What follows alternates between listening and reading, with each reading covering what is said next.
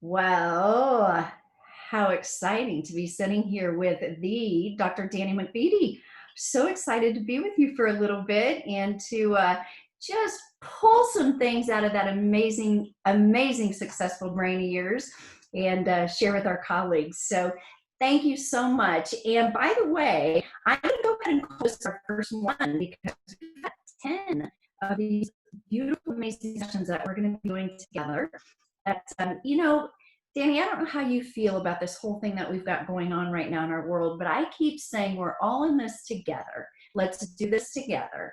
And I think that's what I love about spending a little bit of time with you is that you do believe we're all in this together. And so whatever we can do to elevate this end of life space together, let's do it together.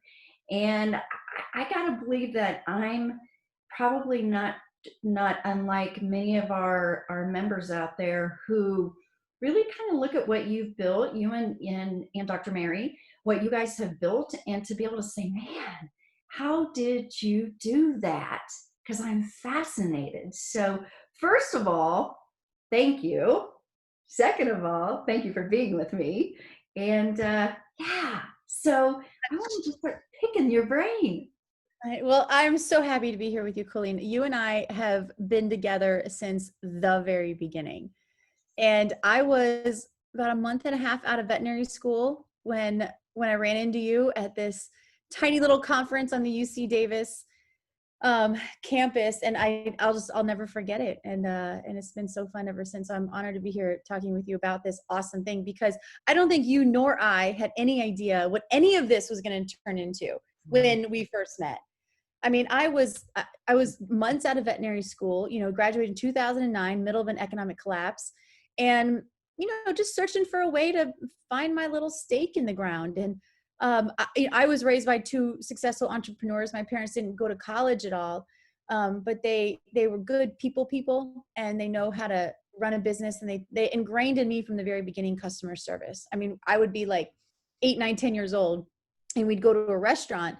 And my dad would be the type of person that would be like, what sets a really good server apart from just kind of mediocre one? It's the kind that fill your water glass without even asking if you want your water filled, that don't interrupt your conversation, that serve you, that, these, even when I was a kid, these things like trickled into my mind. So I remember growing up with that expectation and that kind of, I guess, an awareness about why we're in business. Yeah. And at the end of the day, you're in business to serve whoever your clients are, and to serve them in the way that you are presenting yourself to serve them. So I think in hospice care, we all know this, and we're literally preaching to the choir, what we do. But what we do is we provide an experience, right? I mean, the actual medical process of hospice and euthanasia is very simple. I mean, it's one of the simplest things we do.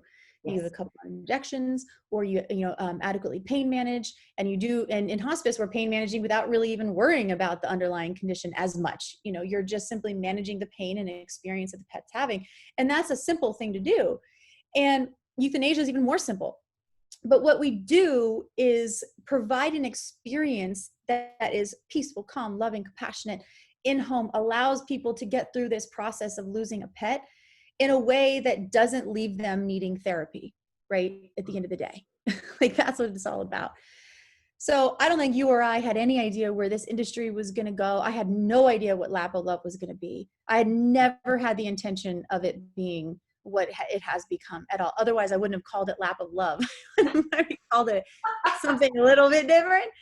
I remember you Googled Lap of Love 12 years ago. A veterinary service was not the one that came to the top. In fact, yeah, we have a toll-free number that's like 855-933-5683, and 5683 is LOVE. If you dial 1-800-933-563, definitely not a veterinary, and we didn't even know that at the beginning. Oh my gosh, I love it. I would not have called it Lap of Love, but now it's become something that I love. I love the name. I love what it stands for. I love the story that it stands for. So it's become something that now, obviously it's us. It's just us. So, So you know what? Let's go back to that very beginning because I do remember meeting you. And as I said last year in my talk that I gave at the IHPC conference, I said I remember meeting a very beautiful Dr. Dani McVety who was, I believe, 11 months pregnant when I met her, and yeah, still having this vision to go do what she did, and look what she did. So anyway, let's go back to that time, and maybe it wasn't that day, but maybe it was a bit after that where maybe it did start coming to fruition in your mind and said, hey, listen, this thing can be big. So let's talk about that defining moment, and then dovetail off of that and springboard off of that and go with, when I saw that it was starting to pick up traction, here's what I needed to do to be, here's what Mary and I needed to do to be responsible and to make sure it was being done in the right way. What Mhm. did that look like? Yeah, those were two very defining moments for me personally, and I bet everybody listening is going to understand this. But then also for, I guess, secondly, for me personally, also, you make decisions, and I'll never forget where I was, and it was probably the third or fourth phone call that I'd received asking this, but for some reason I remember this one particular phone call, and it was from a doctor in the Northeast somewhere. And she said, I found your website. And you guys, by website, it was like a form website that I still write almost every piece of wording on on the website because that's important.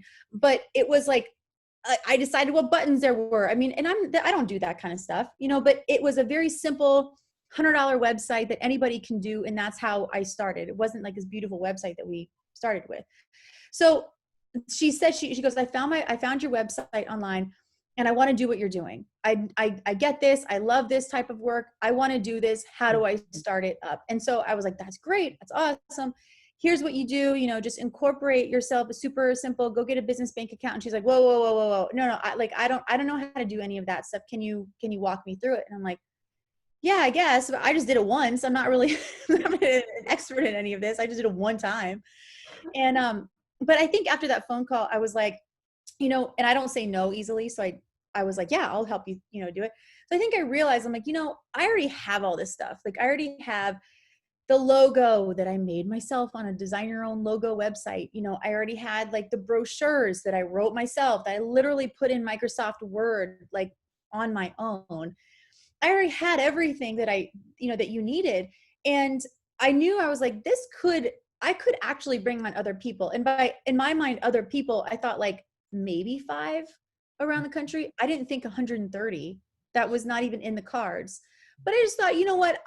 Maybe I can position it so that we can add more pages to the website and more locations. And wouldn't that be really neat? That'd be really cool that we could have more people and I could make it easier on other doctors to start up. That'd be awesome.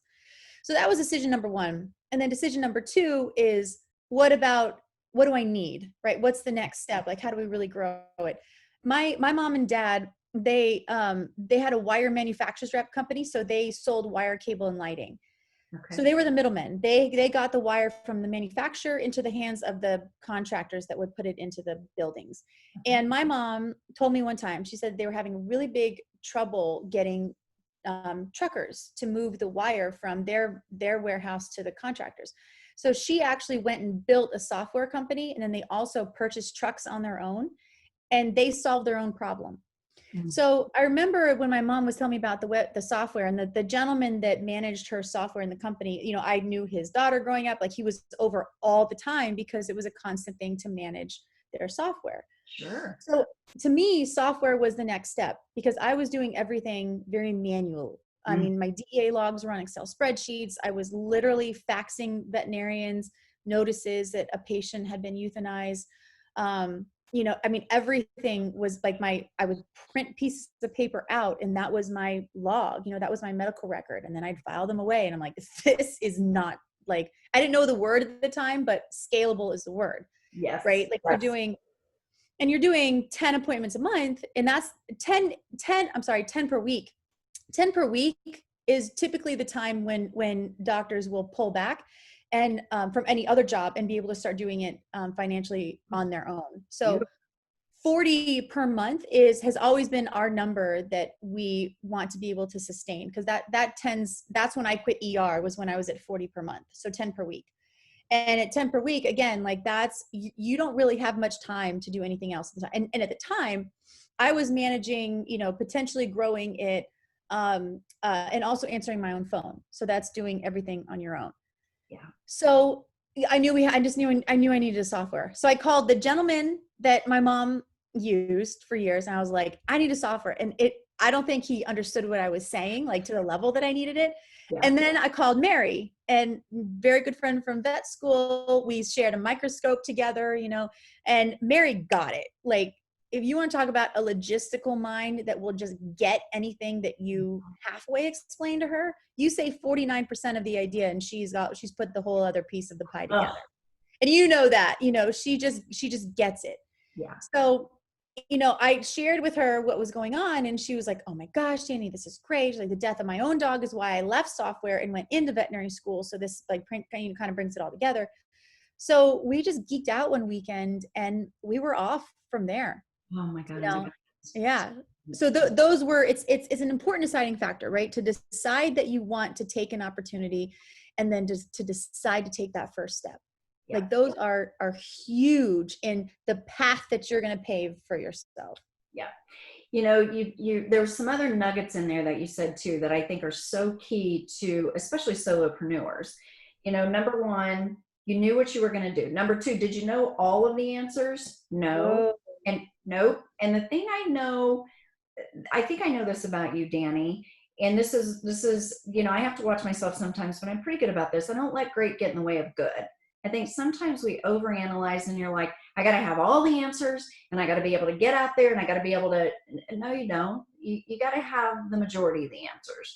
And especially, imagine the people who had all the answers in February. Well, how'd that work out for you in March? Because the entire game changed, right? And so you got to change the game. But the next thing, and this is a huge nugget, and I talk to people about this all the time, you didn't go try to learn how to build software yourself. You found Mary, and then you and Mary, what I love about you two is that, it's kind of you complete each other. You really do. Yeah. You totally do. You complete each other. And so as a solopreneur, don't do it all yourself. You can't. And even as you grow into entrepreneur and, this enterprise that you have now, you have to have people that come in and back you up, Yeah.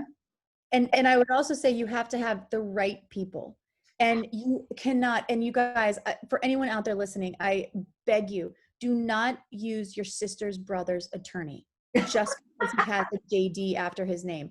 I'm telling you, you will spend more money, you will waste his time or her time, and you will waste your time also. You cannot use a real estate attorney to just do a couple little things here and there. You cannot use some like, it's like having a dermatologist look over your case records, for I don't know, for oncology or for surgery or something. It just doesn't work. So you have to get really good at saying no. And trust me, if there's anybody that it does not say no, well, it's me.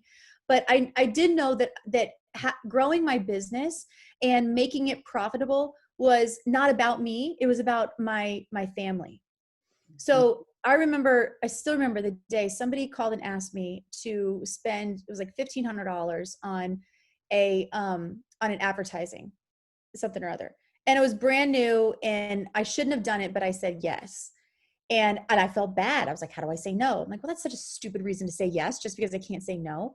So I ended up saying yes, but then I called them back 2 hours later, and I was like, I'm really sorry, but I just have to cancel. I said, it's not a great time. Please call me back in 6 months when maybe we have the business to do that, but it's just not. And they tried to give me a runaround, but the thing at the end of the day that I kept thinking was, that's $1,500 out of my family's table.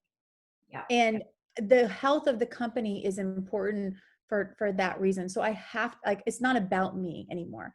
And as the company has grown, it's continued to need to not be about, the leadership of the company. It has to be about the company and about the health of the structure, and then about the health of the experience that we provide families. And if we continually make those decisions, they've never been the wrong decision. Never at all. Maybe you have to let somebody go that hasn't been the right fit. And every time I've done that, which again hasn't been that often, but every time I've done that, I've gotten thank yous from the people that were still at the company. Just little things like that. Yeah, exactly. Well, the thing that, again, I'm listening to everything you say for the nuggets to kind of regurgitate those to our folks that are listening right now. You got to stick to a plan, Mm. and you've got to stick to your budget, and you've got to say, I can't afford that right now. And you've got to be true to what you do. And here's my big deal. And you've seen it just like I have, where people have not been true to that, and they have done things that weren't good for the business, or it wasn't the right time at the right place, and then all of a sudden they look up and they have to close their doors, and I'm like, so how did that work out for you? You've got to be diligent and have the discipline to stick to the plan. Number one, first of all, have the plan. For God's sakes, have the plan, Yeah. and then stick to it. you know Yeah, it is. And you don't have to have the whole plan. Not You the don't whole have to plan. have the finish line. Like you're not talking about having everything. You're just talking about having the next brick and then the next brick and then the next brick and making sure that it's always the next best step that you can take. And again, I had no idea or no intention even of Lapo Love getting to where it is. It's just been a series of saying yes to really, really good opportunities. Like I didn't walk in, 6, 7 years ago having, I don't know, 2 or 3 speaking requests per month. Like that didn't happen. That didn't happen to you. It didn't happen to Mary. It didn't happen to any of us. It just started with one. And then it went to another and then another. And then you bomb a talk and you're like, oh my gosh, I can't stand that. And it just kind of, and I'll tell you something else about that and about speaking and just being open to what you're doing as a company, which is a lot of people, and I mean a lot of people told us to stop speaking and lecturing on sedation protocols and communication tips and what we say and how we do it. A ton of people would say, you're giving away your secret sauce. Why are you doing that? And you guys, and I mean like super, super, and amazing mentors that I respect said this to me. And no matter what, we stayed dedicated. And even to this day, we remain dedicated to bettering the end of life care experience that people have across the country, across the world, the way that doctors do it, because that's the right thing to do. Yes. And I mean, that obviously doesn't apply to every profession, but it does apply to ours. And unbeknownst to us, and this really wasn't what we expected, but it has then put us in a position of being kind of the subject matter expert. So that's something that we don't take on lightly, that we feel is very important to share that data and that experience with other people, and and then let others take it for what it is. Yeah. So I think that's another important part about having a company and running a company and building a company, that you're doing it based on a mission and really not deviating from that either. Right. Yeah.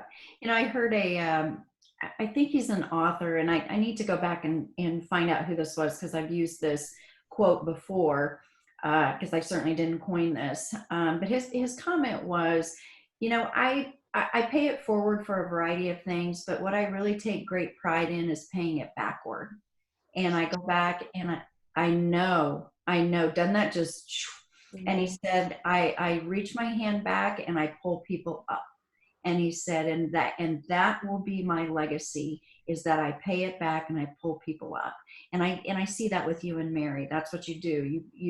You educate, you share your soul, and at the end of the day, it's you can give away as much secret sauce as you want to give away, but nobody executes like Dani and Mary. So there's still that part of it too. And so the paying it backward, that says, if I know it, I'm willing to share it. Yeah. There's something to be said for that.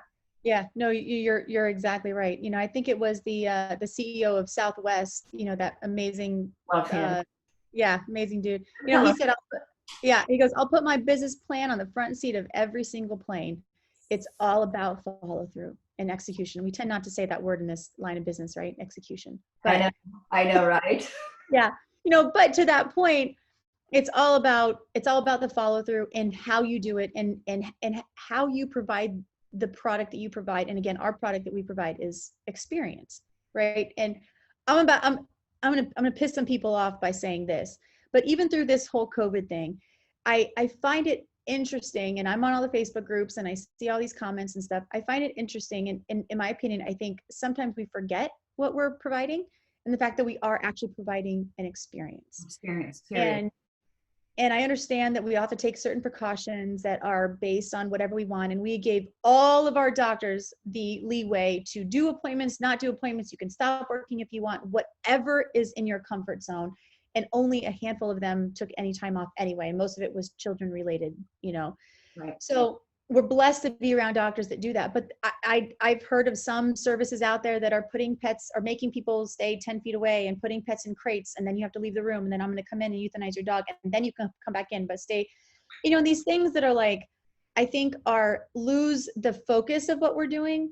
And if any doctor that worked with us was mandating maybe that a client not even be in the room, like they have to be 10 feet away, or you have to put your pet in a crate and I'm going to come euthanize it in a crate, we would just say, look, just take the time off, because that's not what we're about. Right. Take the time off, wait until everything settles down, until you're comfortable. But we aren't about providing anything less than a perfect, wonderful, peaceful, loving, calm experience. And you can't make clients raise to that standard. You can't make them responsible for that experience. They're not responsible for that experience. They're going to go through this 1, 2, maybe 3 or 4 times in their entire lifetime. And yet you are going to do this hundreds of times, thousands of times a year. And it's just not the same. I'm getting a brick mailbox put in right now because our other mailbox was like starting to wobble. So I got to put brick mailbox. This guy, it's so funny. He's like super nice older guy, right? He's done this, I don't know, 1,000 times in his lifetime. And I'm getting like dribbled information, and he starts, and then he says, oh yeah, Danny, you got to actually buy the mailbox. I'm like, oh, duh, I got to like buy the mailbox that sits in the bricks. You know, so I laugh at this stuff because I'm like, how many times are you putting the brick mailbox in? Like, how many times am I doing it? I don't know what to do. I have no idea. That's why I'm hiring you, is so you get to tell me what we're going to do. And then we do it together. You know, but so in that sense, it's preparing people, letting them understand, communicating with them on what they get to do in this experience. And our clients only get to be present. That's all I need you to do is be present, sign my waiver, you know, and just be here. And I'm going to walk you through everything else. And to me, that's the difference between a server that fills your cup up without asking and one that asks if you want more water. And it's very simple. I agree. You know, I back in the day, I was a sales rep and I traveled a gazillion miles. So every year, so buying cars for me was just, it was a necessary evil. And so I'm in buying yet another car, and it's winter time, and the sales guy, God love him, I'll talk about him until I die. And who says that about a car sales guy? And so he pulls the car up. It's winter time. We had already agreed, we'd already negotiated, and he comes in and he's taking his coat off, and he said, Miss Colleen, I want you to come out and take a tour of your new car. I said, Wally, I've driven cars all my life. It's necessary evil. I don't need a tour of the car. And he goes, but you've not driven this car ever. And it's my responsibility to educate you on your new car. Now follow me. And he had his coat off, and he goes, and I have a coat for you because it's chilly outside. Well, do you think for a second I was going to say no? I went and by gosh, I got educated on my car. So, okay, I got to make another point, and then we're going to come to our last question. You brought up Herb Kelleher, what an amazing business guy, the founder of Southwest. And this is yet another thing that I love about you and Marion Love. So, and you study Southwest like I do. I loved it in one of the case studies I was looking at, where one of the flight attendants said to Mr. Kelleher, I think on our longer flights, we need to have salads. And he said the mission of Southwest is to be the best value in the air. Does salads support the best value in the air? And the answer is no. The answer is no, right? So he's like, well, then we can't do it. And you guys have stayed in your wheelhouse and said, we do this. This is all we do. Yes. We don't do, well, baby, we don't do this. We stay here. And you stayed true. You've said it countless times in the few minutes we've been together. We had our mission. We stayed true to our mission. So It's important. imperative. It's imperative. And I can't tell you how many times people have approached me and says, can you sell this urn? Can you do this memorial item? Why don't you guys do more diagnostic work? Why don't you um, I don't know, sell this grief counseling service platform that blah, like, but it happens all the time. And I'm reminding them constantly, we are a veterinary service. We provide exceptional veterinary care and an experience surrounding the end of life of your pet. And we don't push before. So we're not doing diagnostic work or anything like that. And we're not going to push after by selling memorial items or running crematories or anything like that. There are things about the experience that we may look into down the road, but we are a veterinary experience that provides a peaceful end of life passing. And that's it. Great. Nothing ever, anything else we do muddies the water. And I'll tell you, we're all lucky enough. Anyone listening to this, is in this business and cares enough to be researching something like this. So if you are at that position, you know that you have more business than you can handle anyway. And when you're blessed to be in that position and to have that good problem of having too much business, then you know that it's more important than ever to stay focused on what is the core process and the core value that you provide to families that call you. And so that even more so, again, is important. An important reason on why you stay focused is because we don't have to be distracted by anything else. Yeah, so true. Okay, so a parting sentiment, and I'm struggling with a parting sentiment to those new to this industry or a parting sentiment to our industry as a whole. Let's just take our industry as a whole. A parting sentiment. What word do you what words of wisdom, what words of whatever do you want to leave? I'll say something that I say to the veterinary students when I go and talk, which is there are businesses that do not exist today that seem like a terrible idea today that will be existing and thriving in 2, 5, 10 years from now. And all it takes is a series of saying yes to the right opportunities and running with it. That's really it. I mean, that's it. So you either get to be a part of those businesses that will be successful down the road, or you get to continue doing what you're doing, and that's fine, but the opportunity exists, and it's just a matter of saying yes. Beautiful. Beautiful. Love it. All right. We've got more coming up. So thank you, Dani, for this one, and standing by for the next one for sure. Thanks, Colleen.